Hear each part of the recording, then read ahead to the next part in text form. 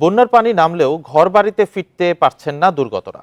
নষ্ট আসবাবপত্র ও কাঁদাযুক্ত ঘরবাড়ি পরিষ্কারে বেশ দুর্ভোগ পোহাতে হচ্ছে তাদের। এদিকে দীর্ঘদিন পানিবন্দী থাকায় কাজে ফিরতে পারছেন না খেটে খাওয়া মানুষেরা। গোমতী নদীর উজানে পানি নামতে শুরু করলেও নতুন বিপাকে পড়েছে বাসিন্দারা। ঘরের ভেতর পলি জমে নষ্ট হয়েছে মেঝে, আসবাব।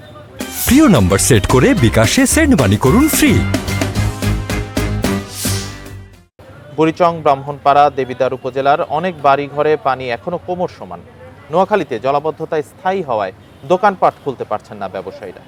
এতে চরম আর্থিক কষ্টের দিন পার করতে হচ্ছে তাদেরকে। লক্ষ্মীপুরে ধীর গতিতে পানি নামায় গত 2 দিনে নতুন করে আশ্রয়কেন্দ্রে গেছেন অন্তত 18,000 মানুষ। ফেনীতে এখনো আশ্রয়কেন্দ্রে 10,000 মানুষ।